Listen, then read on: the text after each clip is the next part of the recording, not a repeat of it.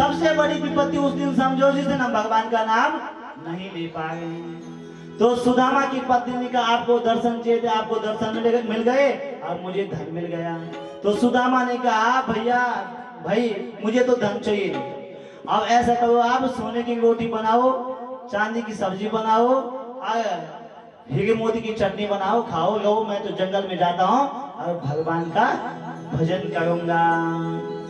तो सुदामा की पत्नी सुशीला ने कहा पतिदेव प्रत्येक स्त्री का एक ही धर्म है, क्या कि एक ही धर्म एक व्रत ने काय वचन मम पति पद प्रेमा। एक ही धर्म स्त्री का है, क्या पति सेवा। और जब आप नहीं कहेंगे तो मैं भी आपके साथ चलती हूँ और दोनों भजन करेंगे, ठीक है। और दोनों वन के लिए जाने लगे, और जब वन के लिए जाने लगे तो वहां बन गए थे महल, और महल के 30वीं मंजिल में जो है कन्हैया बैठ गए। कन्हैया ने वहीं से आवाज लगाई सुदामा जी। तो कन्हैया की आवाज जैसे सुदामा ने सुनी तो सुदामा ने पीछे देखा तो कन्हैया टेढ़ी टांग वाला खड़ा है। कहा सुदामा जी वन में मत जाओ। तो कहा भगवान आपने इतना हमें क्यों दिया, इसका हम क्या करेंगे। तो भगवान ने कहा आप इसको मेरा जो है क्या समझ के प्रसाद समझ के रख लो, और तुम्हें जो है यही भजन करो, घर को ही जो है वन बना दो। तो आप कह सकते कि वन में भजन वन में होता है, भजन तो जहां रहो वहां से हो सकता है कि काम करते चलो नाम जपते चलो, हर समय कृष्ण का ध्यान धरते चलो। अपना काम भी करते जाओ और भगवान का भजन भी करते जाओ। जो काम आपको कन्हैया ने दिया है उसको भी करते जाओ और भगवान का भजन भी करते जाओ। और भगवान कई बार जो है कहता है कि भक्त मेरा भजन कर ले, और कई जो है चेतावनी भी देता है। क्या करता है कि भगवान कहता है कि भैया मेरा भजन कर ले, तो पहले चेतावनी क्या देता है, पहली घंटी बजाता है कि बाल सफेद कर देता है कि भैया आज तक आपके बाल काले थे, अब बाल सफेद हो गए हैं तो अब कुछ भजन कर ले, माला पकड़ ले। तो हम लोग क्या करते हैं, हम कहते भगवान हम भजन नहीं करेंगे, क्या करेंगे, डाई करवा देंगे बाल में, काले सफेद बाल को हम काला बना देंगे। भगवान दूसरी घंटी बजाता है कि आंखों की नजर कम कर देता है, चश्मा लगवा देता है कि भैया अब दुनिया को बहुत देख लिया है, अब मेरा भजन कर ले कुछ। और हम क्या करते हैं कि हम कहते हैं हम भजन नहीं करेंगे, और डॉक्टर के पास जाते हैं और सुंदर सा चश्मा बनवाते हैं और चश्मा पहन लेते हैं। भगवान जो तीसरी घंटी बजाता है कि कमर टेढ़ी होने लग जाती बुढ़ापे। कहा भैया दुनिया को बहुत देख लिया और दुनिया में बहुत अगर के चल गया, और मेरा भजन कर ले, अब झुकना सीख ले, मेरे चरणों में झुक जा। पर क्या करते हैं मनुष्य, क्या करते हैं हम लोग, क्या करते हैं हम कहते हैं हम भजन करने वाले नहीं हैं, और दुकान में जाते हैं और चौवन प्रयास पे आते हैं, ठीक है, हम भजन नहीं करेंगे। तो भगवान चौथी घंटी बजाते दांत निकाल देते, सारे निकल जाते दांत सब कि कृष्ण स्वरीय पद पंकज पंचगान्ते अद्यैव में विशतु मानस हंसा। भगवान दांत निकाल देता है कि भैया अब तक दुनिया की बहुत चटपटी चीजें खा ली, अब क्या कर, सात्विक भोजन कर और मेरा भजन कर। तो हम लोग कहते हैं कि भाई हम भजन तो बिल्कुल नहीं करें, क्या करते हैं, डेंटिस्ट के पास जाते हैं, दांतों के डॉक्टर के पास, और बढ़िया सा सेट बनवाते हैं, और हम कहते हैं भजन हम करने वाले नहीं। और जब पांचवी घंटे बजते तो क्या होता है कि आया है सो जाएगा राजा रंग फकीर। आए थे दुनिया में और खाली हाथ चले गए, मुट्ठी बांध के जग में आया बंदे, हाथ पसारे जाएगा। जब जन्म हुआ था तो मुट्ठी बांध के आए थे। अब कुछ ऐसा काम करो कि जब तुम पैदा भये जगत हंसे तुम रोई, अब ऐसी करनी कर चलो तुम हंसे जगत रोई। अब ऐसा कुछ काम कर जाओ कि आप लोग जो है हंस के जाएं दुनिया से, और आपके लिए दुनिया जो है तड़फे, दुनिया रोए आपके लिए। ठीक है, तो जब संसार में आए हैं तो भगवान के भजन के बिना सब बेकार है। तो गोस्वामी तुलसीदास ने एक बहुत बढ़िया चौपाई लिखी कि भव सागर चाह पाए जो पावा, भव सागर चाह पाए जो पावा, भव सागर चाह पाए जो पावा, भव सागर चाह पाए जो पावा। राम कथा का कहूँ गिरनावा, राम कथा तब तेरे कहु नावा, राम कथा का कहूँ गिरनावा, राम कथा तहु कहो दृढ़ नावा।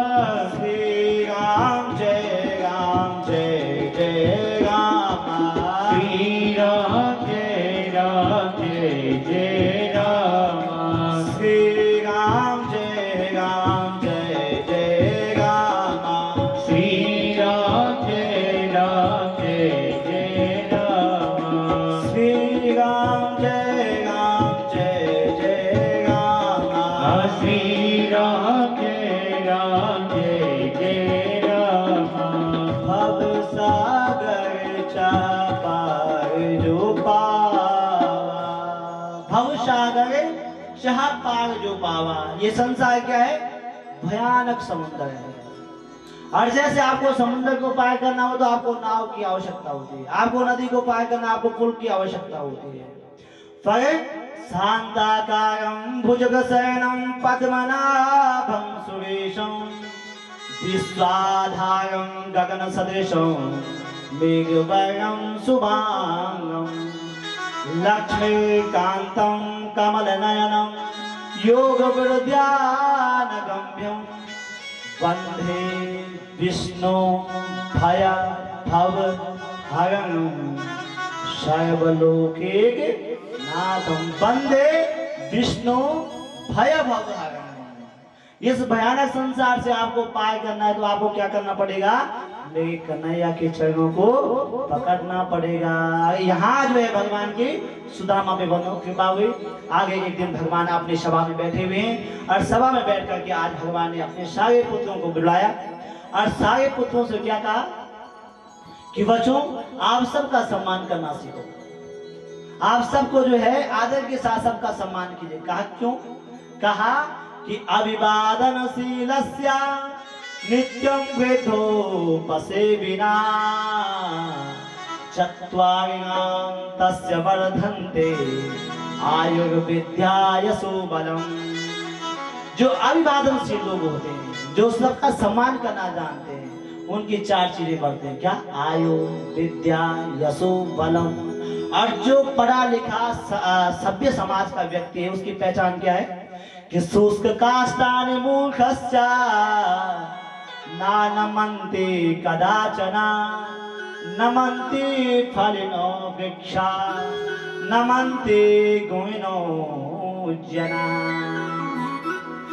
जो वृक्ष वाला फल हो, पेड़ होता है, जो पेड़ है, वृक्ष है, जो फल वाला वृक्ष होता है जिसपे फल लगे हो, समझ गए? ध्यान से सुनो, जिस वृक्ष पे फल लगे हो वो झुकता है। ठीक है? झुकता है कि नहीं झुकता? अब बांस का डंडा आपसे खड़ा करो तो झुकेगा? नहीं झुकेगा। मैंने आपसे पहले दिन भी कहा था कि जीव जब जो है झुकती है तो जन्म, जब पैदा होता है बच्चा तो जन्म के साथ आती है, और जब तक रहता है तब तक जो है जीभ भी रहती है। दांत बाद में आते हैं और पहले चले जाते हैं। तो शुष्क काष्ठानि मूर्खस्य नानमन्ति कदाचना, नमन्ति फलिनो वृक्षा, नमन्ति गुमिनो जना। जिस पेड़ पे, जिस वृक्ष पे फल लगे होंगे वो झुकता है। और हमारे खंडूर जी हैं, श्री कृष्ण खंडूर जी, जब भी मैं मिलता हूँ यहाँ पे आज तक 7 दिन में, मैं उनको यदि 20 बार मिलता हूँ तो मैं भी 20 बार में 5 होते हैं। मैं बोलते खंडूर से आप 20 बार क्यों छुए, पर वो जितनी बार मैं मिलता हूँ उतनी बार मेरे 5 होते हैं। तो ये क्या लक्षण है कि जो वृक्ष फलदार होता है, जो जिस वृक्ष में फल लगे हों वो झुकता है। वैसे गुणवान व्यक्ति जो है झुकना जानता है, और झुकता वही है जिसमें जान होती है, अकड़ना तो मुर्दे की पहचान होती है। इसलिए जीवन में झुकना सीखो बच्चों। भगवान कृष्ण अपने बच्चों से कहते हैं कि सबका सम्मान करना सीखो। तो आज जब जो है भगवान ने अपनी सभा में जो है सभा बुलाई, सब बच्चों को बिठाया और सबसे कहा बच्चों कि आपके पास 4 चीजें हैं। क्या? रूप यौवन संपत्ति प्रभुता विवेकिनः। आपके पास रूप है, क्यों? क्योंकि द्वारकाधीश कैसे है कि त्रिभुवन कमनम तमाल वरम रवि कर गौरम वरम ददाने।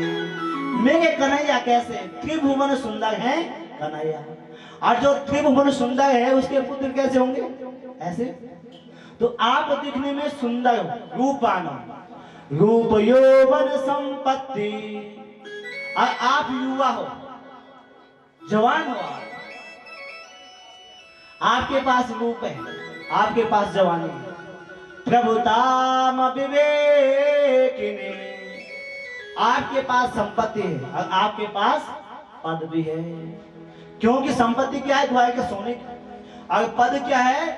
आप मेरे पुत्र हो, इसलिए इसके अधिकारी जो है आप ही लोग हो। ठीक है, तो आपके पास चारों चीजें हैं, परंतु किसी व्यक्ति के पास 4 में एक चीज हो जाए, रूप हो जाए, यौवन हो जाए, या संपत्ति हो जाए, या कोई बड़ा पद हो जाए, और उसके पास विवेक न हो, विवेक न हो उसके पास, तो वो कुछ ना कुछ गलत काम कर बैठता है। तो भगवान ने जब ये कहा अपने बच्चों से, तो भगवान के बच्चों जो है आपस में बात करने लगे।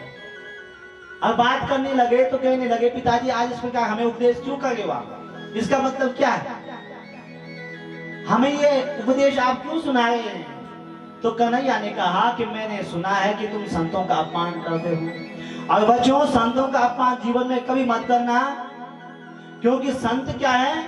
मेरे हृदय में निवास करते हैं, और जो संतों का अपमान करता है वो मेरा अपना भी होगा, उसको मैं बचा नहीं सकता हूँ। इसलिए बेटो तुम क्या करना?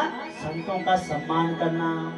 और जब कोई चीज हमारे पास होती है, ध्यान देना, जब कोई भी चीज हमारे पास होती है, हमारे पास अच्छा पिता है, मार्गदर्शक है, हम उसके महत्व को नहीं समझते। हमारे पास अच्छी माँ है, मार्गदर्शक है, हम उस चीज को नहीं समझते। हमारा अच्छा भाई मार्गदर्शक है, हम जब तक वो हमारे पास होता है हम उस चीज को नहीं समझते। जब तक जो चीज पास होती है तब तक उसका महत्व कम रहता है, कहता है कि नहीं कहता? और जब दूर चले जाती तब याद आती है ना, आती है कि नहीं आती है?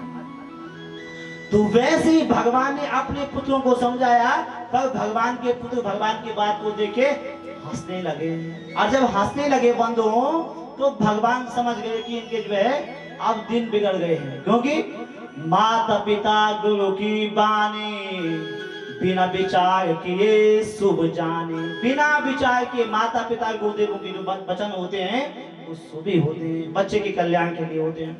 पर जब आज भगवान के पुत्र जो है बंधुओं जब हंसने लगे तो भगवान ने कहा इनकी बुद्धि बिगड़ गई। ठीक है, अब भगवान जो वहां से उठ के चले गए। तो एक दिन इन्होंने क्या किया, जो भगवान के पुत्र हैं इन्होंने क्या किया, इन्होंने कहा भैया पिताजी रोज कहते हैं कि संत मेरे मुकुट मांगे, मैं संतों का दास, हमेशा संतों की प्रशंसा करते हैं। तो एक काम करते हैं कि संतों की आज परीक्षा लेते हैं। अब उन्होंने क्या किया कि जो जामवती का पुत्र शांब है उसका नाम, क्योंकि सारी पत्नियों के पुत्र हो गए थे पर जामवती जी का जब कोई पुत्र नहीं हुआ तो भगवान कन्हैया जो है हिमालय में आए, उन्होंने तपस्या की। और तपस्या की तो भगवान शिव ने कहा कि कन्हैया आज आप हमारा ध्यान क्यों कर रहे हैं? तो कन्हैया ने कहा कि भगवान सब पत्नियां पुत्रवती हैं पर जामवती जी को कोई पुत्र नहीं है, इसलिए आप उसको पुत्र दे दो। तो भगवान शिव ने कहा, अभी पार्वती जी में बात कर रहे थे, पार्वती जी कहती कि मैं कृष्ण की पुत्री बन के जाऊंगी, और मैं कहता कि मैं कृष्ण का पुत्र बन के जाऊंगा। पर आपने तपस्या कर ली है, इसलिए हम दोनों संयुक्त रूप में आएंगे। ठीक है, इसलिए सांब मतलब पार्वती के सहित जो है भगवान शिव, इसलिए उसका नाम रख दिया सांब। अब वो दिखने में बड़ा सुंदर था। अब दिखने में जब सुंदर था तो एक दिन उन्होंने क्या किया कि भैया संतों की परीक्षा लें, तो उन्होंने क्या किया कि सांब को जो है एक महिला की साड़ी पहना दी। और महिला की साड़ी पहना के कपड़े उसके पेट पे बांध दिए। और जब कपड़े पेट पे बांध दिए तो वहां था सप्तऋषि पिंडा का क्षेत्र, और उस क्षेत्र में जो है बड़े बड़े संत तपस्या करते थे। और जब उस क्षेत्र में वो लोग गए तो उन्होंने उस सांब के मुख में चुन्नी ओढ़ दी। उन ऋषियों से कहा, प्रणाम किया ऋषि को, और ऋषियों से कहा कि महाराज हम आपको प्रणाम करते हैं। ऋषियों ने जो है उनको आशीर्वाद दिया। कहा कि भगवान, ऋषियों ने कहा कि ये जो महिला है ये कौन है, ये रूपवती महिला कौन है जिसने अपना मुंह ढका हुआ? कहा ये भगवान एक महिला है और ये गर्भवती है, इसका बच्चा होने वाला है। अब हम ये जानना चाहते हैं इसका बेटा होगा या बेटी होगी। तो जैसे ही संतों ने ध्यान लगाया तो संत जो है समझ गए कि ये जो है कृष्ण के पुत्र हैं। और उन संतों ने कहा ना बेटा होगी ना बेटी होगी, मूसलम कुलनासनम, इसके पेट से मूसल होगा और उससे तुम्हारे पूरे कुल खानदान का नाश हो जाएगा। अब आज जब उसके कपड़े झाड़ी उतारी तो सच में जो है उससे मूसल निकला और सारे भगवान के पुत्र भयभीत हुए। उग्रसेन जी के पास गए। उग्रसेन जी ने कहा एक काम करो, इसको जो है फीस के और समुद्र में फेंक दो। और जब फीस के समुद्र में फेंक दिया तो उससे घास जन्मे, एक नाम की घास, जो बाद में जो है यदुवंशियों का विनाश का कारण बनी। और बंधुओं जब इतना हुआ, श्राप लग गया द्वारिका को, तो द्वारिका की जो चमक थी, सोने की चमक थी, फीकी पड़ गई जब संतों का श्राप लगा। और जब संतों का श्राप लगा तो वसुदेव देव की सब जो है उनके मुख की चमक भी कम हो गई। एक दिन देवऋषि नारद जी वहां आए। देवऋषि नारद जी का स्वागत किया। वसुदेव जी ने कहा कैसे आगमन हुआ नारद जी, आज आप मैं धन्य हो गया, क्योंकि संत के दर्शन जो है सारे दुखों का नाश करने वाले हैं। कि सुगर से धन्योसी मदभागे न समागता, साधूनां दर्शनम लोके सर्व सिद्धि करम परम। अरे महाराज आपको प्रणाम करता हूं नारद जी, आप आए मेरी अहोभाग्य। परंतु जब नारद जी आए तो वसुदेव जी का मुख की चमक खत्म हो गई थी। और आज देवऋषि नारद जी ने वसुदेव जी से पूछा कि वसुदेव जी क्या बात है, आप चिंतित दिखाई दे। तो वसुदेव जी ने कहा चौथी अवस्था आ गई है, अब जो है क्या करना चाहिए, क्या करूं मैं, क्योंकि प्रथमे नार्जिते विद्यम, द्वितीये नार्जिते धनम, तृतीये नार्जिते पुण्यम, चतुर्थे किं करिष्यते।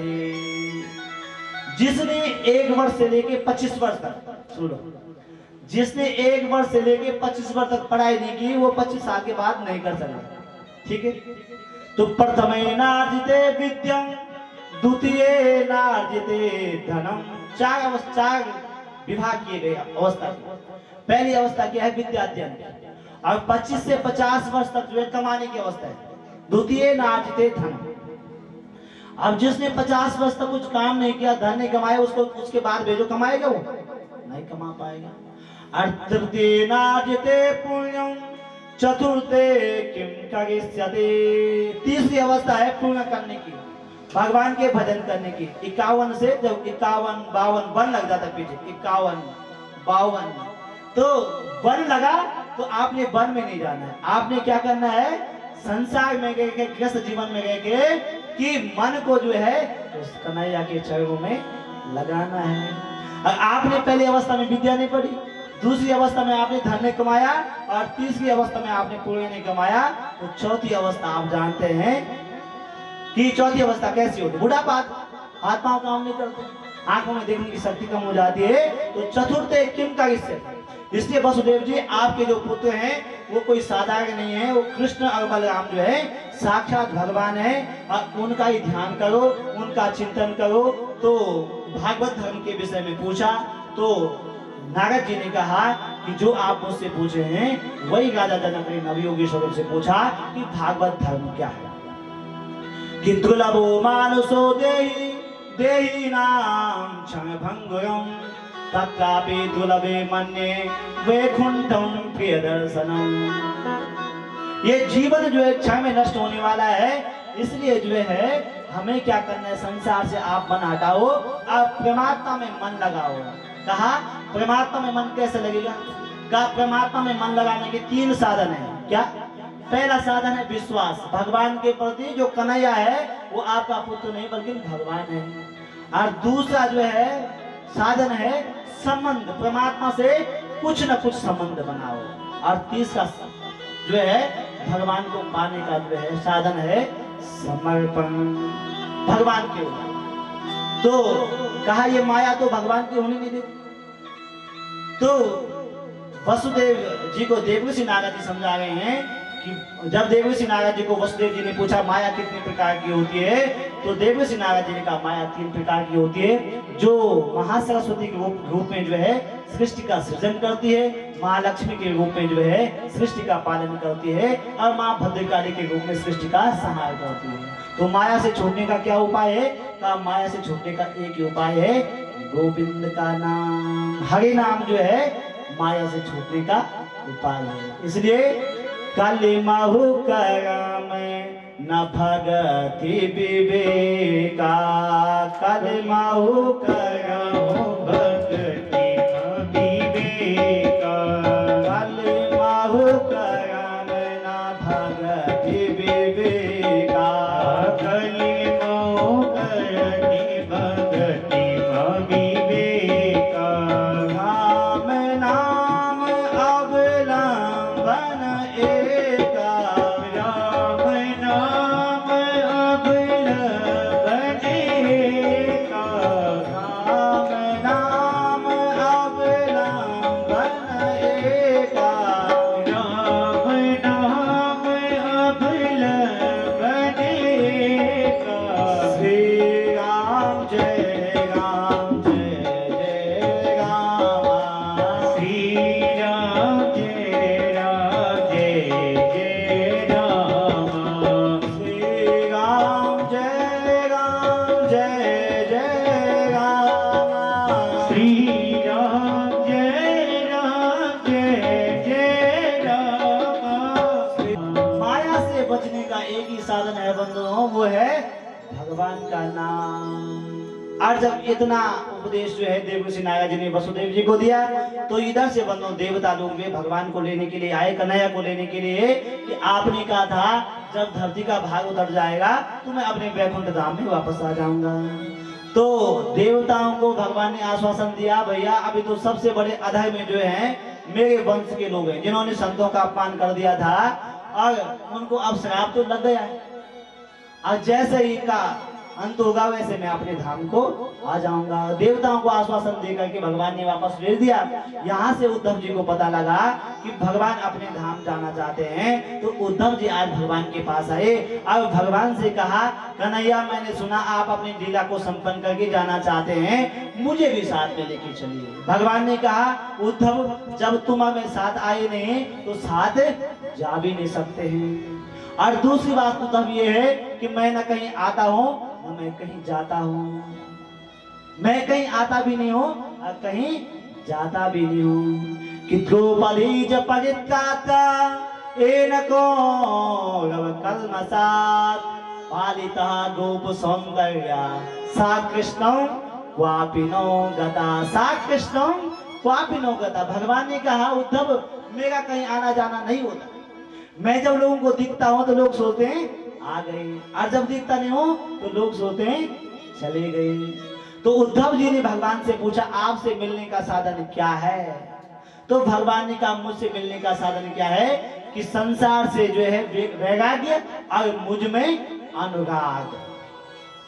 तो उद्धव जी ने कहा, ये वैराग्य आएगा कैसे और कितने प्रकार का होता है? तो भगवान ने उद्धव को कहा, वैराग्य जो है 3 प्रकार का होता है। पहला वैराग्य जो है मरकट वैराग्य होता है, बंदर वाला वैराग्य, ठीक है। और दूसरा वैराग्य होता है शमशान वाला वैराग्य, और तीसरा वैराग्य होता है सच्चा वाला वैराग्य जो हृदय से निकलता है, ठीक है। तो कहा ये कैसे बताना? तो भगवान ने उद्धव जी को समझाया मरकट वाला वैराग्य कैसे होता है। आपका सुबह झगड़ा हुआ घर में आज, ठीक है, आपने झगड़ा हुआ, आपने अपना थैला बंद किया, 2-4 कपड़े जोड़ी, कपड़े का के जोड़ी, और आपने कहा भैया अब तो मैं वृंदावन में जाके वास करूंगा, क्योंकि घर में मेरा कोई सम्मान नहीं है, तुम लोग जो है मेरी बात सुनते नहीं हो कोई, और समय पे मुझे जो है चाय पानी भी नहीं मिलती, इसलिए अब इस घर में मुझे जो है नहीं रहना है।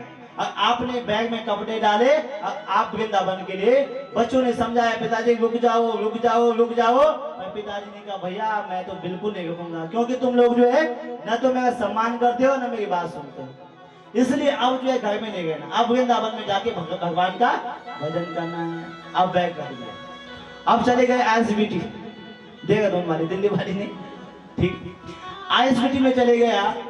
अब बस लगी है वृंदावन वाली, अब बस तो लगी है, तब तक आई छोटा नाती है घर में, उसकी याद आ गई, ठीक है, कि वो कैसे दादाजी दादाजी दादाजी बुलाता था। अब उसकी याद आई, अब बस में बैठे हुए थे, फिर बैग निकाला, वापस घर आ गए, ठीक है। अब वापस घर आ गए तो बच्चों ने कहा पिताजी आप तो वृंदावन चले गए थे, क्या बात हुई, वापस क्यों आए आप? तो पिताजी ने कहा बच्चे वो छोटा वाला जो नाती है ना उसकी याद आई, और इसलिए मैं वापस आ गया, परंतु आज के बाद फिर दोबारा जो है आपने मेरा सम्मान नहीं किया तो मैं हमेशा के लिए वृंदावन चले जाऊंगा। तो इसको बोलते हैं मरकट वैराग्य, बंदर वाला, एक पेड़ पे जो है ज्यादा देर तक बैठ नहीं सकता है, ठीक है। अभी सोचा कुछ, अभी सोचा फिर कुछ, ठीक। तो एक जिस प्रकार से बंदर जो है एक पेड़ पे जो है नहीं बैठ सकता है, वैसे हमारा मन क्या है उसे कहते हैं मरकट वैराग्य। और दूसरा होता है शमशान वैराग्य। शमशान वैराग्य क्या होता है? जब कोई हम किसी को खोते हैं, अपना साथी संबंधी सगा किसी को हम खोते हैं और शमशान उसको लेके जाते हैं, तो शमशान में जब उसको लेके जाते हैं तो जिस समय चिता जलती है ना, उस समय मन करता है कि इसी प्रकार से एक दिन हम लोग भी जाएंगे। ये बेचारा सब कुछ छोड़ के चले गया और हमें भी जाना है।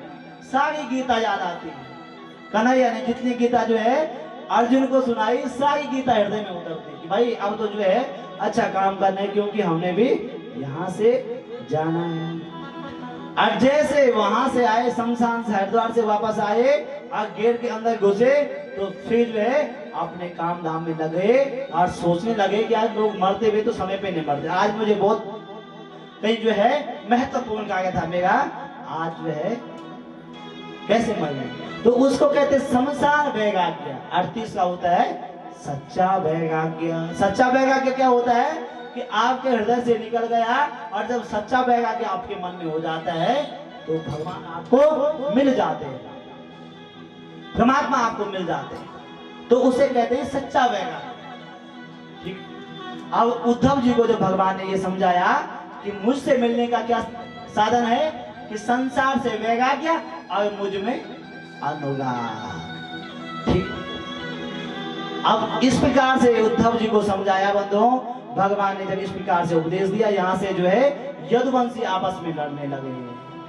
जाके प्रभु दारुण दुख दे, जाके प्रभु दारुण दुख दे, जाके प्रभु दारुण दुख दे, जाके प्रभु दारुण दुख दे, ताकि मत पहले ही हरि ले, ताकि मति पहले ही हरि ले, ताकि मत पहले ही हरि ले।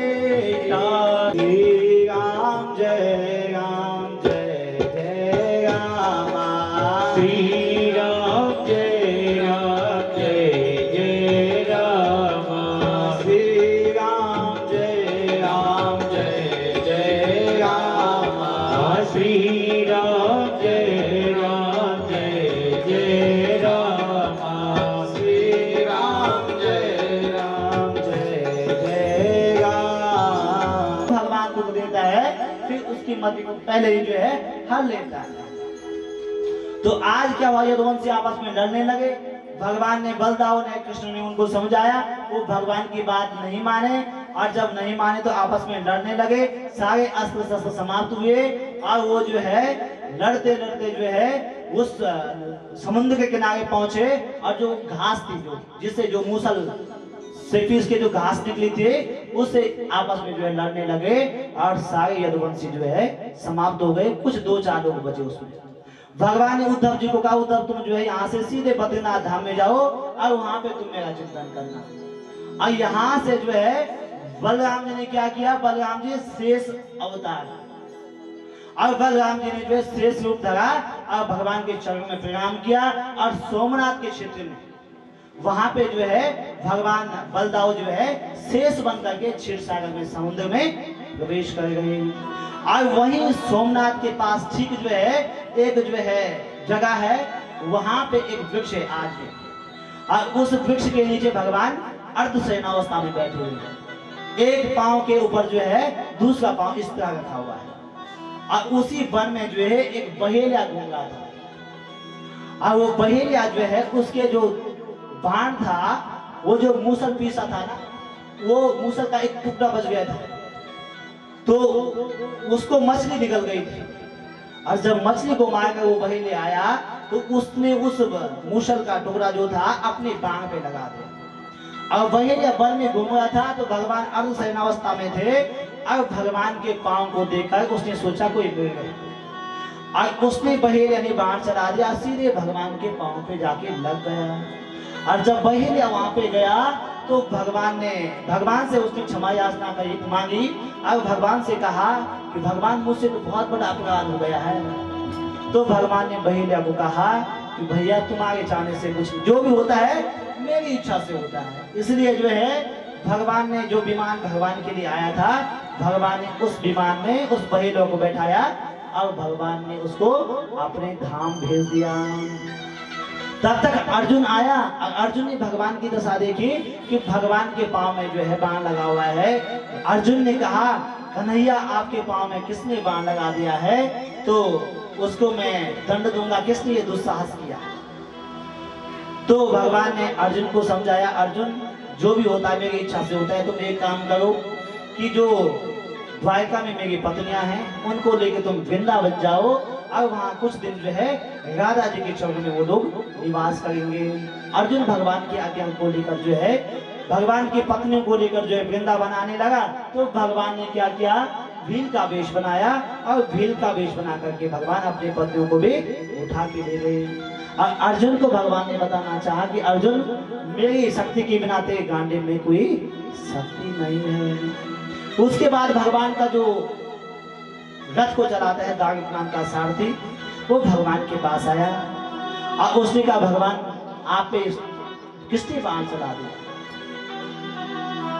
तो भगवान ने कहा, दारुक उस बात को छोड़, तो ऐसा काम कर, तो द्वारका में जा, जितने लोग बचे हुए हैं 150 लोग जो बचे हुए हैं उनको कहो कि तुम अभी द्वारका छोड़ दो, क्योंकि मेरे जाते ही द्वारका समुद्र में विलीन हो जाएगी, समुद्र में डूब जाएगा। अब वह दारुक नाम का सारथी द्वारका गया, उसने सबको बताया, जो 2-4 बचे थे उन्होंने वहां छोड़ दिया। अब यहाँ से भगवान को लेने के लिए सारे देवता लोग आए। आकाश में सब ब्रह्मा विष्णु शिव इंद्रादि देवता भगवान को लेने के लिए आए कि भगवान को देखते कि भगवान जाते कहाँ।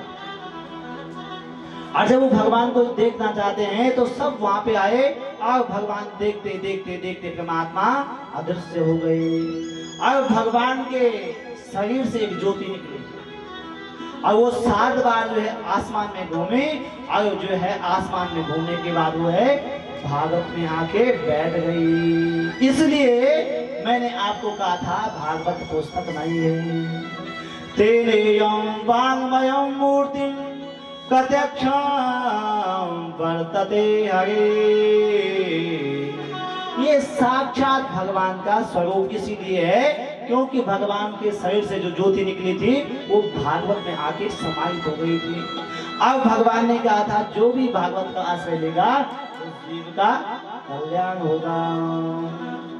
इतना जो है भगवान के जाते कलयुग ने प्रवेश कर दिया। अब जब कलयुग आया तो आज सुखदेव जी कथा बताए, राजा परीक्षित भगवान के जाते कलयुग आया और आपने उस कलयुग में जो है एक गुण दे करके उसको धरती पर स्थान दे दिया, आपने उसको नष्ट नहीं किया। उसको जब आपने नष्ट नहीं किया तो आपके सिर में जाके बैठ गया और आपने जो है एक ऋषि के गले में मरा हुआ सांप डाल दिया। इसलिए आज उस कलयुग के कारण जो है आपको 7 दिन में मरने का श्राप मिला है। अब कलयुग के अनेक दुर्गुण बताए, तो कहा कलयुग में कोई सदगुण भी है? कहा एक है, क्या? कि कलयुग केवल नाम आधारा, कलयुग केवल नाम आधारा, सुमिर सुमिर नर उतराई पारा, सुमिर सुमिर नर उतरहि पारा, सुमिर सुमिर नर उतराई पारा, सुमिर सुमिर नर उतरहि पारा। श्री राम जय राम जय जय राम, श्री राम जय राम जय जय राम। कलयुग केवल नाम आधारा, कलयुग केवल नाम आधारा, सुमिर सुमिर नर उतराई पारा, सुमिर सुमिर नर उतरहि पारा, सुमिर सुमिर नर उतराई पारा, सुमिर सुमिर नर उतरहि पारा। कलयुग केवल नाम आधार। कलयुग में क्या है? नाम का आधार ले लो। किसका नाम? कन्हैया का नाम का आधार ले लो और वो आपके जीवन को बदल देगा। अब एक व्यक्ति था, वो कथा सुनने गया, राम कथा कहीं हो गई थी 7 दिन की, भाई 9 दिन की राम कथा जो है 9 दिन की होती। अब 9 दिन तक कथा सुनने के लिए गया तो क्या हुआ कि 9 दिन तक उसने रोज कथा सुनी। अब 9 दिन कथा सुनने के बाद जो है जब कथा संपन्न हो गई, विराम दिवस था, तो महाराज जी के पास गया कि महाराज जी आपकी कथा मुझे बहुत समझ में आई, पर एक प्रश्न मेरे मन में। कहा यदि मेरे ज्ञान में होगा, मेरे संज्ञान में होगा तो उसका उत्तर अवश्य दूंगा। तो महाराज जी ने कहा, महाराज जी से कहा एक प्रश्न है मेरा।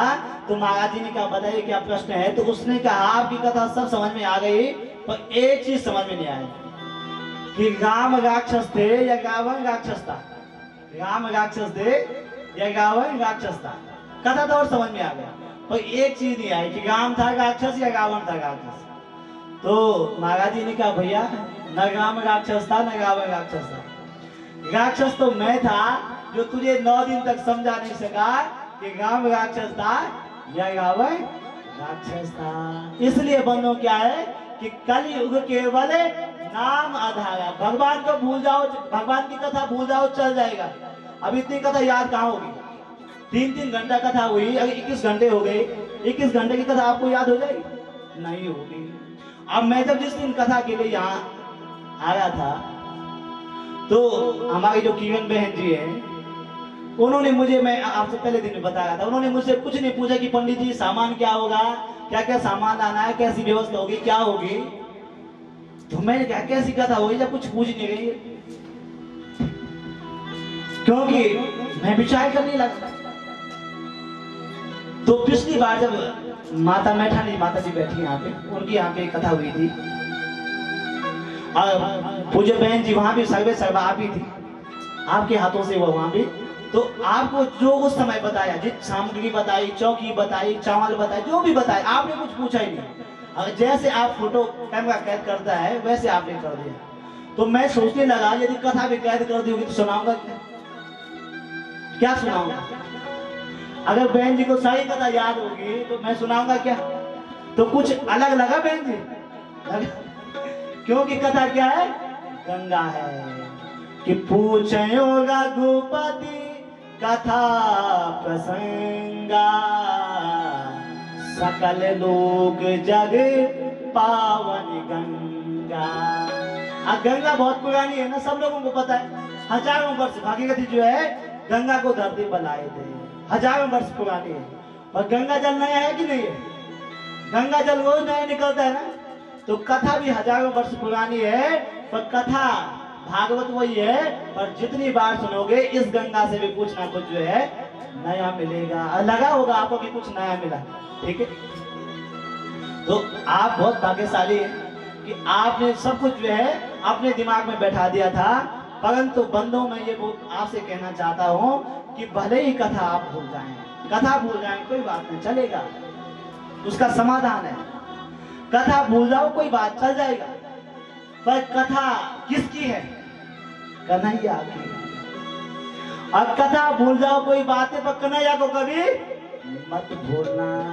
इसलिए कथा भूल भी जाओ कोई चलेगा, पर भगवान के नाम को मत भूलना। बुलबा के बिहारी लाल की जय। आज सुखदेव जी ने कहा कि आपने 7 दिन तक कथा सुनी, आपको 7 दिन में मरने का श्राप लगा था। अब आप ये बताइए, एक प्रश्न मैं आपसे करना चाहता हूँ कि आप मरोगे या नहीं? त्वं तु राजन् मरिष्यामि पशु बुद्धि निमां जहि। तुम मरोगे? तो राजा ने कहा मरता वो है जो पैदा होता है। पैदा कौन होता है? शरीर। और मैं क्या हूं? आत्मा। और आत्मा न जनिष्यति न मरिष्यति, न जन्म लेती है न मृत्यु होती है, ठीक। आत्मा। तो मैं शरीर नहीं हूं, मैं आत्मा हूं। मैं मरने वाला नहीं हूं, मैं मिलने वाला हूं। किससे? बांके बिहारी से। और आपने मुझे कथा नहीं सुनाई, आपने तो भगवान के दर्शन करा दिए। अब मुझे अब ये लग रहा है कि भगवान ने हाथ उठा दिया हो कि परीक्षित आ जाओ। अब भगवान हाथ उठा के मुझे बुला रहे हैं। अब मैं जो है मरने वाला नहीं हूं, बल्कि मिलने वाला हूं अपने कन्हैया से। अरे बंधुओं, इतना सुनते ही सुखदेव बड़े खुश हुए कि आपने वास्तव में कथा सुनी है। अब आपकी बुद्धि मिट गई है कि मैं मरने वाला नहीं हूं, मिलने वाला हूं परमात्मा को। तो आज जो है सुखदेव जी ने अपना आसन उठाया, आसन उठा के सीधे चलने लगे। उसके बाद बंधुओं, जो तक्षक को जिसने 7वें दिन आना था वो आया। आज जो है राजा परीक्षित को जो है वैकुंठ धाम चले गए, पर जो उनका पंच भौतिक शरीर है वो वहीं पे है। उसके लिए व्यवस्था बनाई गई, उनके पुत्रों ने व्यवस्था बनाई। उसको जो है 7 मंजिल के महल में रख दिया कि जहाँ जो है तक्षक न पहुंच सके। पर वो तक्षक जो है एक कीड़े के रूप में फूल के अंदर गया और वहां जाके उसने शरीर को दंश कर दिया। और शरीर दंश से जो है शरीर भस्म हो गया। राजा परीक्षित जो है स्वर्ग चले गए। बुलबा के बिहारी लाल की जय। तो बंधुओं, राजा परीक्षित स्वर्ग चले गए इस कथा को सुनकर। तो भागवत की कथा क्या है कि कस्मै एन विभासितो यमतुलो ज्ञानाप्रदीपपुरा तद्रूपेण च नारदाय मुनये कृष्णाय तद्रूपिणो योगीन्द्राय तदात्मनाथ भगवत् तात्राय कर्णायुतः तच्छुब्धं विमलं विशोकममलं सत्यं परं धीमहि, सत्यं परं धीमहि। पहले दिन का प्रारंभ कहाँ हुई थी? सत्यम परम धीमहि। भागवत का जब प्रारंभ हुआ था तो शब्द आया था कि सत्यम परम धीमहि। हम उस भगवान को याद करते हैं, उसका चिंतन करते हैं। और जब कथा का मध्य हुआ, भगवान कन्हैया का जन्म हुआ, तब देवताओं ने क्या कहा कि सत्यम व्रतम सत्य परम त्रिसत्यम सत्यस्य योनि नियतम च सत्ये सत्यस्य सत्यं विदुषात्यनेत्रं सत्यात्मकं त्वां शरणं प्रपन्ना। सत्य सत्य सत्य कहकर देवताओं ने भगवान को पुकारा। अब भागवत का जब अंतिम श्लोक आया कि तच्छुब्धं विमलं विशोकममलं सत्यं परं धीमहि। अब मैं ये समझता हूँ, मेरी आदत नहीं बल्कि मेरे गुरुदेव ने मुझे समझाया है कि जब कथा करनी है तो श्लोकबद्ध प्रत्येक श्लोक को समझा के कथा करनी है। अब बिना श्लोक के तुम कहीं कहीं की कथा सुना दो तो कथा नहीं, वो व्यथा बन जाएगा। इसलिए श्लोकबद्ध कथा करनी चाहिए। और श्लोकबद्ध जो कथा सुनाई जाती है तो जैसे दवाई काम करती है, अपना दिमाग व्यक्ति को सही कर देती है। वैसे ये मंत्र भी जो है अमृत है, भागवतामृत है। और ये जो है जीव का जीवन बदल देता है। कथा का मतलब, जो मैं कथा सुनने से पहले क्या था और कथा सुनने के बाद में क्या हो गया, क्या से क्या बन गया। ठीक है, तो तत्शुद्धम विमलम विशोकमवलम सत्यम परम धीमहि, हम उस भगवान सत्य का वंदन करते हैं। और जैसे बंधु नदियों में जो है माँ गंगा सबसे श्रेष्ठ है, देवताओं में भगवान कृष्ण सबसे श्रेष्ठ हैं, वैष्णव में भगवान शिव श्रेष्ठ हैं, वैसे ही जो है 18 पुराणों में भागवत पुराण जो है सबसे श्रेष्ठ बताया गया है। तीर्थों में जैसे काशी श्रेष्ठ बताया गया है, वैसे ही जो है भागवत जो है सारे पुराणों में श्रेष्ठ बताया गया है। अब भागवत जो है अंतिम जो महात्म्य के 4 श्लोक है महात्म्य, तो अंतिम श्लोक जो है आप लोग मेरे साथ बोलेंगे। एक बार मैं कहूंगा, आप सब लोग हाथ जोड़ें, क्योंकि आज की जो कथा सुनी आप लोगों ने वो पूरी 7 दिन की कथा का फल है। ठीक, और एक बार मैं कहूँ, एक बार आप कहेंगे कि नाम संकीर्तनम यस्या, नाम संकीर्तनम यस्या, नाम संकीर्तनम यस्या, नाम संकीर्तनम यस्या, सर्व पापा प्रणाशनम, सर्व पाप प्रणाशनम, प्रणामो दुख समना, प्रणामो दुख समना, तम नमामि हरिं परम, तम नमामि हरिं परम, तम नमामि हरिं परम, तम नमामि हरिं परम। मांगी बिहारीलाल की जय, बद्री विशाल भगवान की जय। पूरा खंडोवी परिवार बहुत भाग्यशाली हैं आप लोग कि आप लोगों ने अपने धन का सदुपयोग करके और भागवत की कथा का दिव्य आयोजन आपने निवास में किया है और अपने निवास को जो है आपने तीर्थ बनाया है। इसके लिए आप बहुत बधाई के पात्र हैं। श्रीमान श्री देवेश खंडूर जी, उनकी धर्मपत्नी श्रीमती शांति खंडोवी जी, श्रीमान श्री गिरीश खंडूर जी, उनकी धर्मपत्नी श्रीमती किरण खंडूर जी और श्रीमती उर्मिला खंडूर जी, उनके बंधु बांधव, उनके बच्चे, उनका पूरा परिवार सब बहुत जो है भाग्यशाली भी हैं। भगवान की आप लोगों पे बड़ी कृपा है और हमेशा बनी रहे, यही मैं बांके बिहारी से प्रार्थना करता हूँ कि आपका परिवार खूब इसी प्रकार से जो है सदमार्ग पर चलता रहे और बच्चे सब ऊंचाई पे पहुँचे, यही हम बांके बिहारी से प्रार्थना करते हैं। और बंधुओं, जो हमारे मार्गदर्शक हैं बहुत ही विद्वान और बहुत ही, उनको देख के लगता नहीं है कि इतने बड़े विद्वान हैं, और उनकी सहजता सरलता को हम नमन करते हैं। जो हम सबके मार्गदर्शक हैं ऐसे पूज्य गुनियाल पंडित जी, उनको मैं प्रणाम करता हूं कि वो हम लोगों को आगे बढ़ने की प्रेरणा देते हैं। अपना आप जो है अलग में बैठते हैं, हमको कहते हैं पूजा कराओ, हमको कहते हैं आप गद्दी में बैठो। तो हम सब के मार्गदर्शक ऐसे हमारे बहुत ही विद्वान पूज्य गुनियाल पंडित जी को मैं प्रणाम करता हूँ। मेरे साथ बैठे हुए सभी आचार्य, हमारे आचार्य बालकृष्ण जी, हमारे बहुत ही बढ़िया सुंदरिया जी, बड़े बहुत अच्छे विद्वान हमारे संगीत पे बैठे हुए, उन सबका मैं धन्यवाद करना चाहता हूँ, क्योंकि इनके बिना कोई यज्ञ संभव नहीं होता है। हम कथा तभी कह पाते हैं जब ये लोग जो है हमारे लिए पूरा बना देते माहौल। ठीक है, तो इन सबका धन्यवाद और सबसे ज्यादा धन्यवाद आप श्रोताओं का, क्योंकि आप नहीं आते तो मैं कथा किसको सुनाता, पंडाल को। आप सबका बहुत धन्यवाद, आप सब लोग बहुत भाग्यशाली हो कि इस कार्तिक के मैंने आप लोगों ने कथा सुनी, आप लोग यहाँ पे आए, आप लोगों का बहुत ही धन्यवाद। साउंड वाले भैया का और सभी लोगों का बहुत बहुत धन्यवाद करता हूँ। और विशेषकर जो है खंडोई परिवार को मैं बहुत धन्यवाद करता हूँ कि हमारी खंडूर जी और किरण बहन जी कल भी रात में 1 बजे तक सोए होंगे आप लोगों ने, और सुबह 3 बजे उठ जाते हैं, क्योंकि आज पानी नहीं था, क्या व्यवस्था नहीं थी, तो सुबह उठ के जो है पानी भर के और वहां रख देते, बाथरूम के बाहर रख देते थे कि आचार्य जी आएंगे नहाएंगे।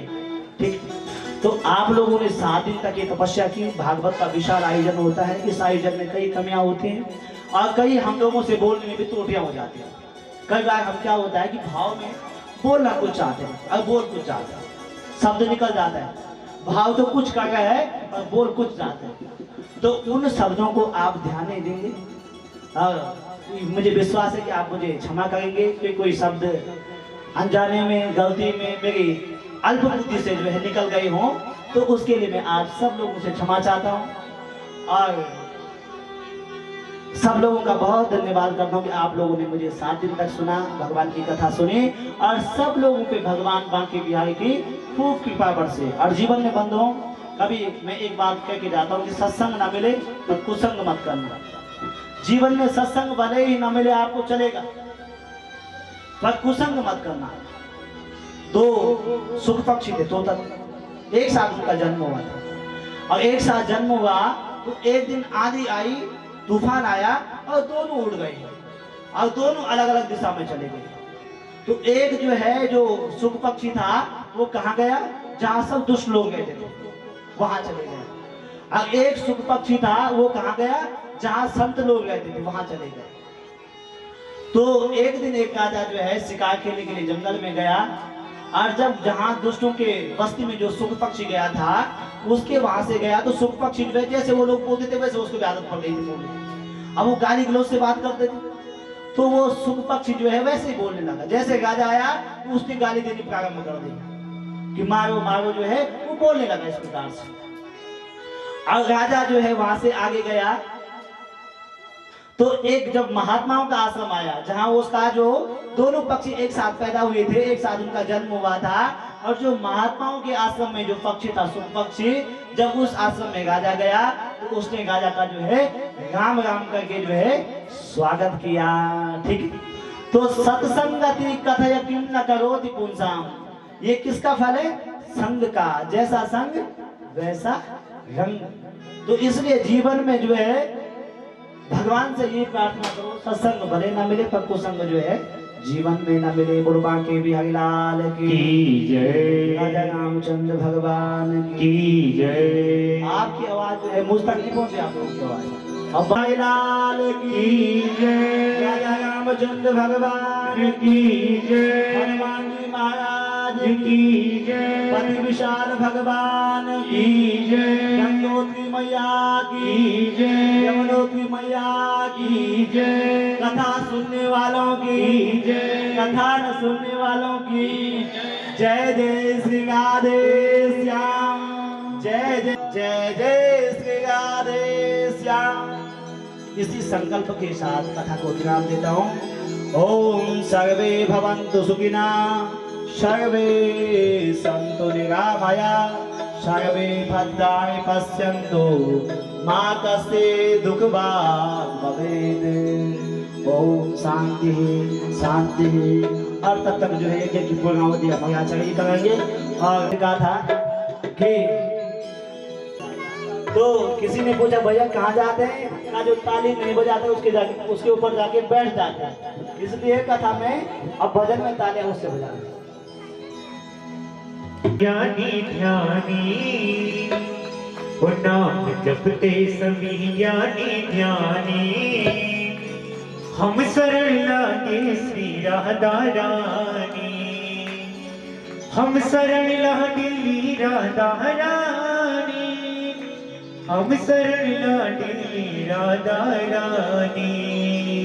वो नाम जपते सभी ज्ञानी ध्यानी, हम शरण लागे श्री राधा रानी, हम शरण लागे श्री राधा रानी। नाम जपते सभी ज्ञानी ध्यानी, नाम जपते सभी ज्ञानी ध्यानी, हम शरण लाडली राधा रानी, हम शरण लाडली राधा रानी, हम शरण लाडली राधा रानी, राधा रानी, हम शरण लाडली राधा रानी। नाम जपते सभी ज्ञानी ज्ञानी, नाम जपते सभी ज्ञानी ज्ञानी, हम शरण लागे श्री राधा रानी, हम शरण लागे श्री राधा रानी।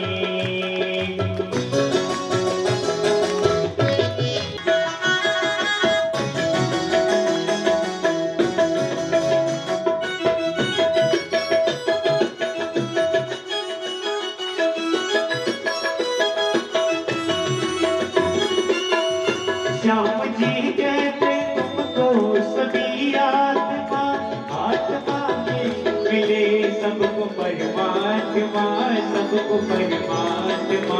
श्याम जी कहते तुमको सभी आत्मा आत्मा में मिले सबको परमात्मा सबको परमात्मा।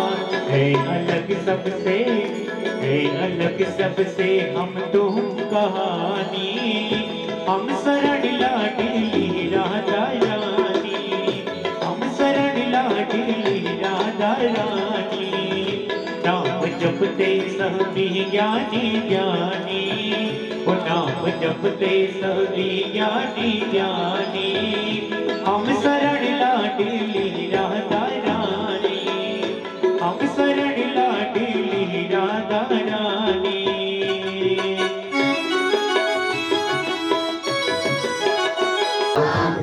राधे राधे।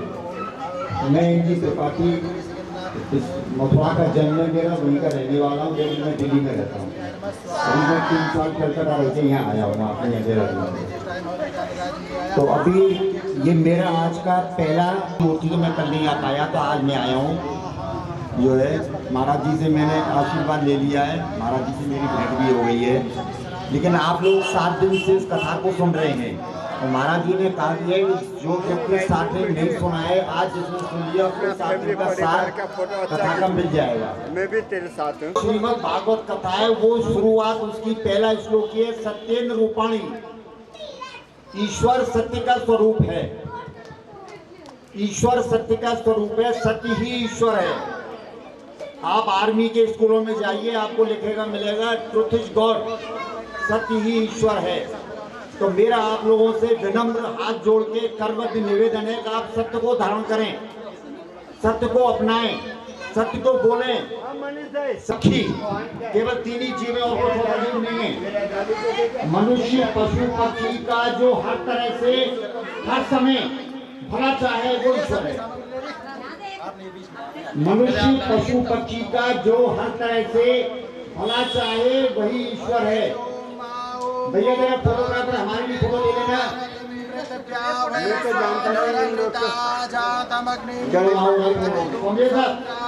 जो ईश्वर जो है भगवान क्या है, भगवान जो सबका सभी जीवों का भला चाहे हर समय वो ईश्वर है। मैं और आप ही भगवान अगर आप एक दूसरे का भला चाहते हैं तो नहीं चाहते तो नहीं।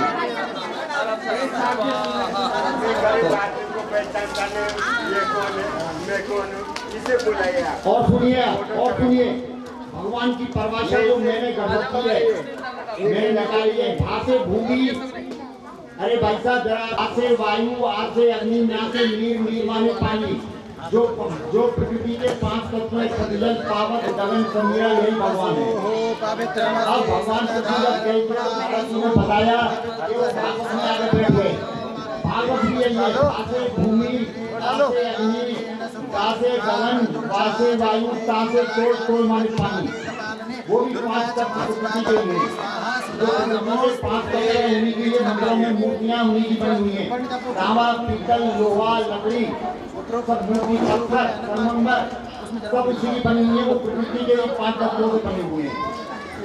अच्छा, अब मैं बता रहा हूँ जो झुकने की बात कही थी, तो झुकना, जिस व्यक्ति ने जीवन में झुकना नहीं सीखा उसका जीवन बेकार, उसने कुछ नहीं सीखा। झुकना बहुत जरूरी है। झुकने के कितने फायदे हैं। झुकने से आपकी कमर में दर्द नहीं होगा, आपकी जो झुकने से जो आपकी रीढ़ की हड्डी है वो लचीली बनी रहेगी। उसके लचीली बनी रहने से आपको कभी ब्रेन का स्ट्रोक नहीं होगा, आपका ब्रेन फेल नहीं होगा। ये सबसे बड़ा फायदा झुकना सीखें। इसलिए हम लोग प्रणाम करते हैं, हम लोग झुके पैर छोड़ने पड़ोगे झुकने का। अब उन्होंने बताया माँ के बारे में। हम माँ बाप के योग से जन्म लेते हैं। कोई चीज ऐसा नहीं है जो बिना माँ बाप के पैदा हो गया हो। हम माँ बाप के योग से जन्म लेते हैं, जिसमें माँ का स्थान सबसे बड़ा है। माँ से बड़ा स्थान दुनिया में किसी का नहीं है, बाप का भी नहीं है, बाप का भी नहीं है। तो मैंने इसी के ऊपर 4 लाइनें लिखी है माँ के ऊपर, आप सुनिए, आपको पसंद आएंगी। देखकर भूख से, अरे मैडम प्लीज, मैडम आप 2 मिनट सुन लीजिए, मैं नहीं मिलूंगा आपको थोड़े। बच्चों को जो यहाँ पे माँ है वो जो ध्यान दें। देखकर माने भूख से व्याकुल बच्चों को रख दिए उबले पत्थर उन्हें आलू बताकर, उबले उन्हें आलू बताकर और देकर दिलासा कि मिलेंगे आलू खाने को, तो गई भूखी बच्चों को भूखा सुलाकर।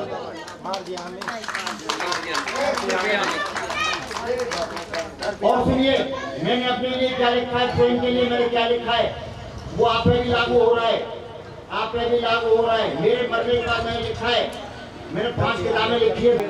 जिस थाली में खाता है उसी में छेद करता है। वो जानवर नहीं रहता, कुत्ता आपके साथ रहता है, कभी जगह मत करना मुझे चिता के हवाले, मत करना मुझे अग्नि के हवाले। जीवन भर जलता ही तो रहा हूँ, किसी की लड़की देख के, किसी का लड़का देख के, किसी की लड़की देख के, किसी का मकान देख के, किसी की दुकान देख के, किसी का चेहरा देख के, किसी का मोहरा देख के।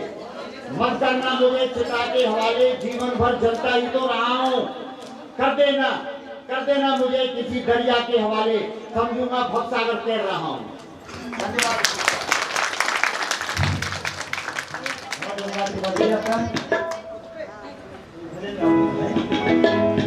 चलिए थोड़ा दूर हो जाओ तो दर्शन खड़े लगे।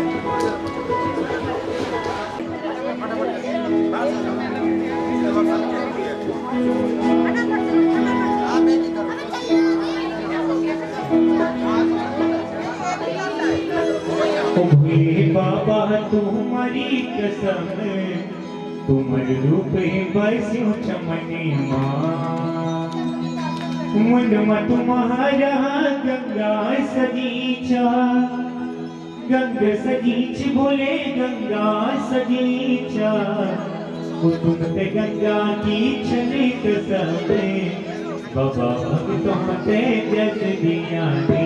भोले बाबा तुम्हारी कसम, तुम्हारे रूप बस्यो चमने माँ।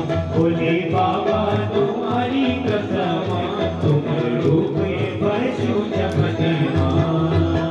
मुझमा तुम्हारा गंगा सजीचा, मठमा तुम्हारा चंदा सजूचा। मठमा तुम्हारा चंदा सजूचा, चंदा सजूच भोले चंदा सजूचा। मठमा तुम्हारा चंदा सजूचा, चंदा सजूच भोले चंदा सजूचा। वो तुम ते चंदा की चने का काम, बाबा भक्तों से जस दिया रे। भोले बाबा तुम्हारी कसम, तुम्हारे रूप बस्यो चमने माँ। भोले बाबा तुम्हारी कसम, तुम्हारे रूप बस्यो चमने माँ।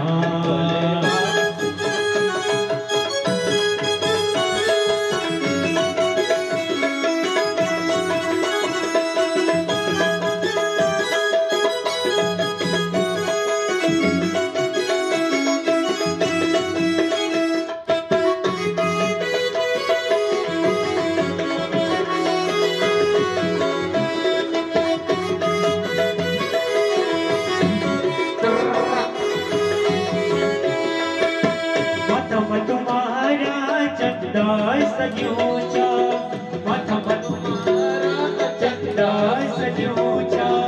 मठमा तुम्हारा डमरू सजूचा, मठमा तुम्हारा डमरू सजूचा। डमरू सजूच भोले डमरू सजूचा, डमरू सजूच भोले डमरू सजूचा। वो तुमने डमरू की चने कथा में, बाबा भक्तों की लाज न जाने। भोले बाबा तुम्हारी कसम, तुम्हारे रूप बस्यो चमने माँ। भोले बाबा तुम्हारी कसम, तुम्हारे रूप बस्यो चमने माँ।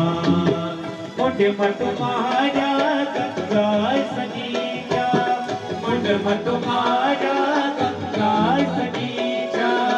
गंगा सजीच भोले गंगा सजीचा, गंगा सजीच भोले गंगा कसम। बाबा भक्तों से जस दिया ने।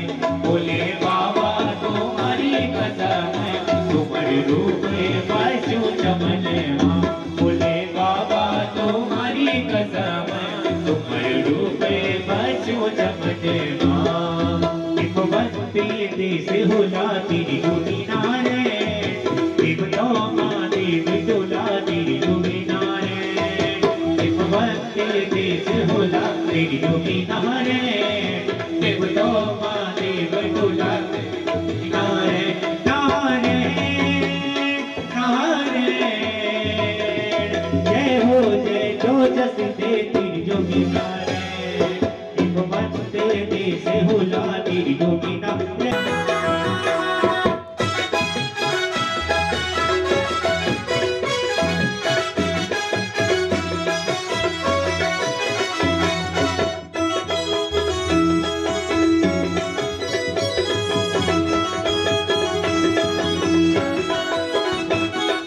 पार्वती को मैं शिव जी को सोया से शिव जी को सोया से तेरी दुनिया रे शिव लोगवती दुनिया की जा पूजा बारमा से तेरी दुनिया रे पार्वती को मैं शिव जी को सोया से शिव जी को सोया से तेरी दुनिया रे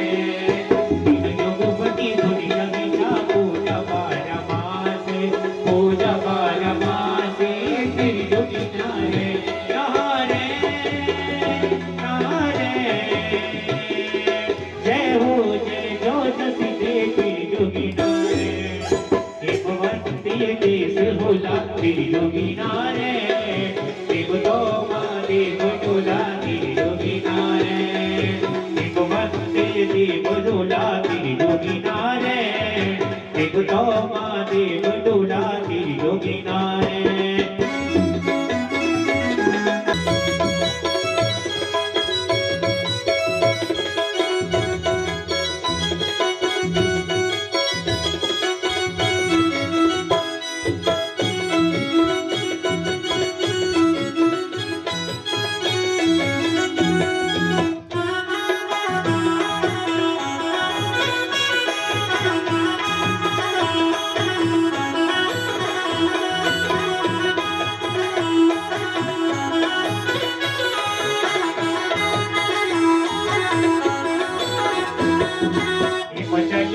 राजा करला कन्या खुदाने तेरी दुनिया रे मचलता राजा करला कन्या खुदाने तेरी दुनिया रे पार्वती संग तेरा शंकर भगवान तेरी दुनिया रे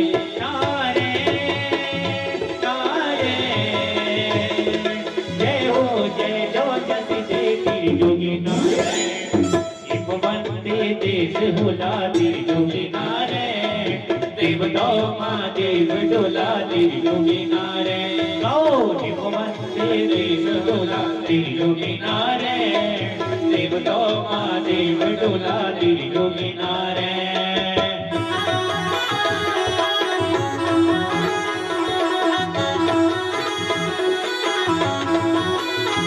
ज्वाला तले ज्वाला आकाश मंडले सर्वत्र व्यापिनी ज्वाला देवी नमोस्तुते ओम चंद्रमा मनसो जात सचो सूर्यो जायता सूर्याद्वाय प्राणस्य मुखादन्य जायता ओ गाओ हरिति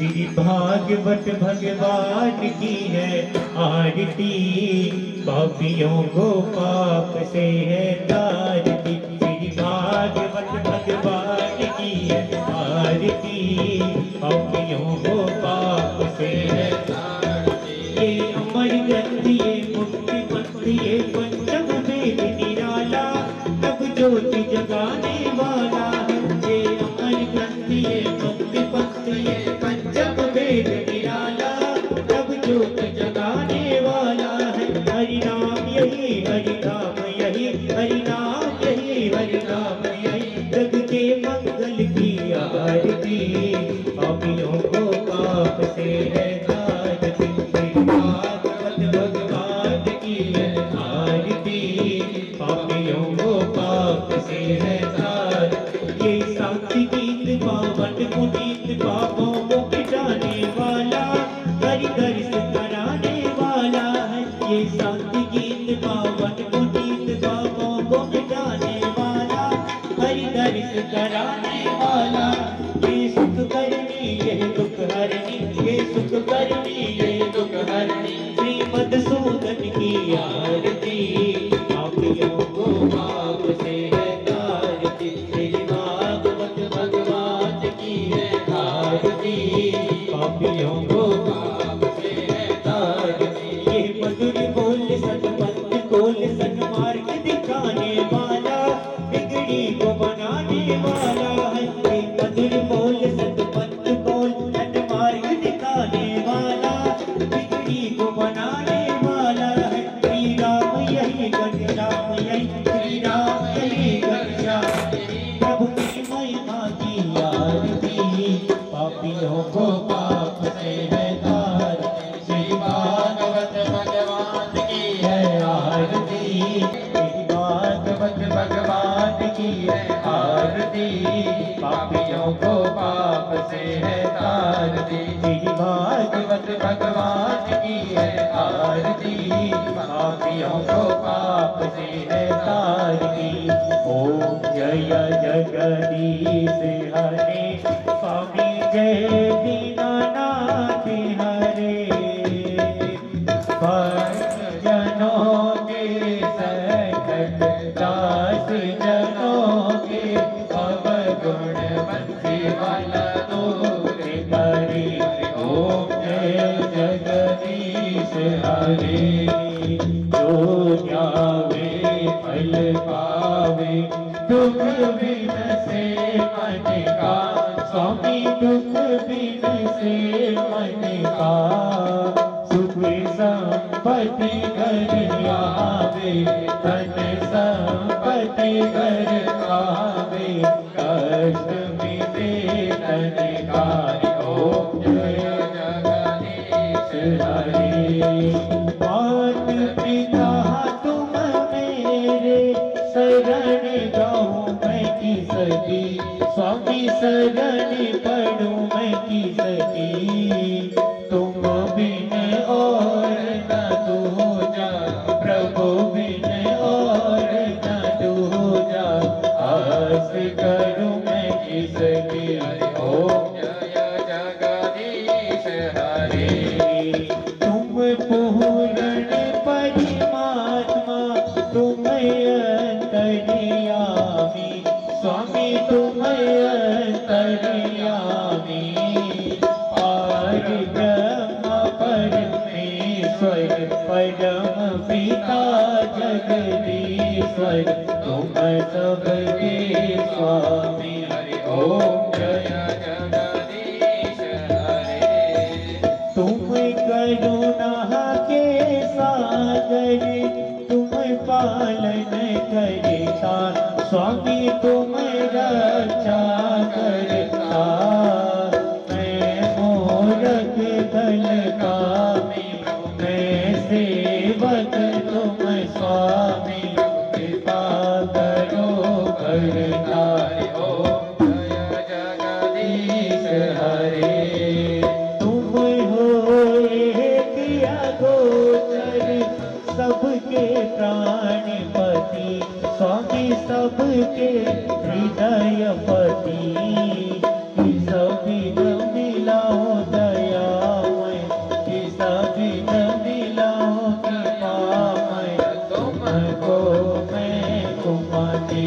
ओम जय जगदीश हरे, अपने हाथ उठाओ, अपने शरण लगाओ, द्वार पड़ा तेरे।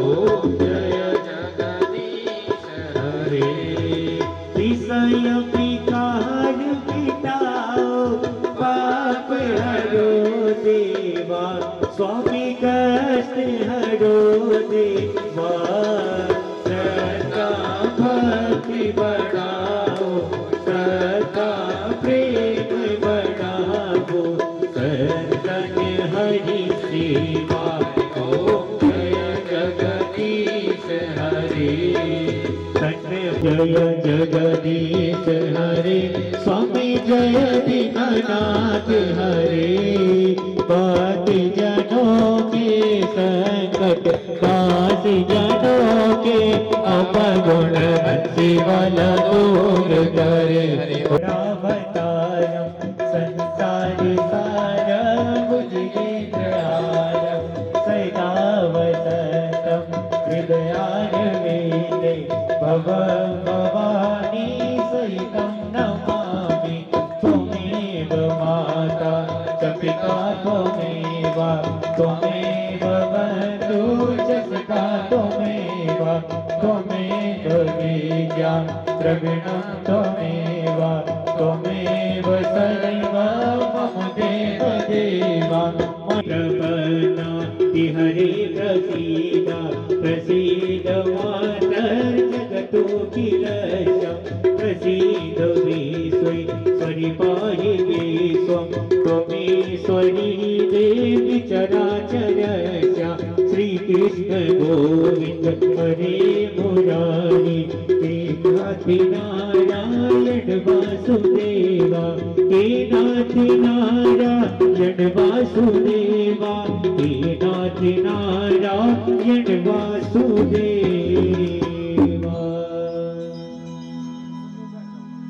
समृद्धिरस्तु ऐश्वर्यमस्तु बलमस्तु रिपुक्षयस्तु वंशे सदैव भवतां हरिभक्तिरस्तु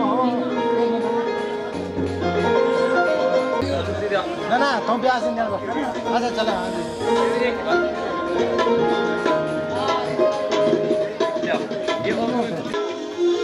टेबल जरा सुबह जा टिका पब्लिक केवन जो कलश यात्रा में जाता हूँ कनकन देने कलश बोलेंगे ना कहे जो कलश यात्रा में जो महिला उनको बता देना पहले आप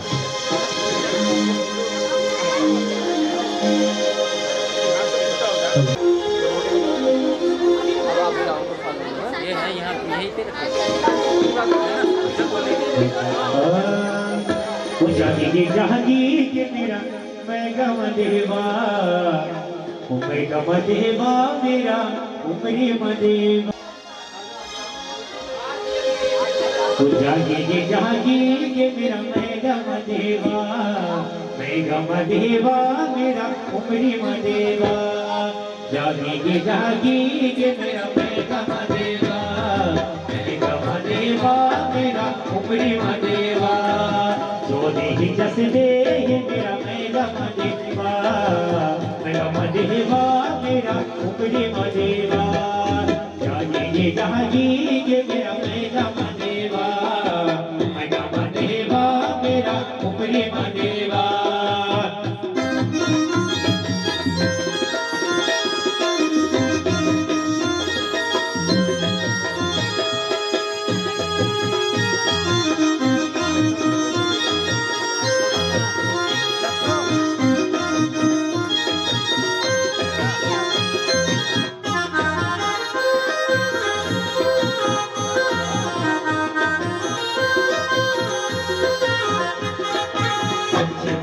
धैर्य पर धोखे हाथे दर्शन नहीं जा मेरा शिव समुना दे अक्षय पुष्प धैर्य पर धोखे हाथे दर्शन नहीं जा मेरा शिव समुना दे शुभ संध्या परिभात तुलसी से झुकाओ आज की चाहते या सुफल करीने जागे मेरा मदेवा मेरा उमरी मदेवा जो देहि जस देहि मेरा मेगा मदेवा मेरा उमरी मदेवा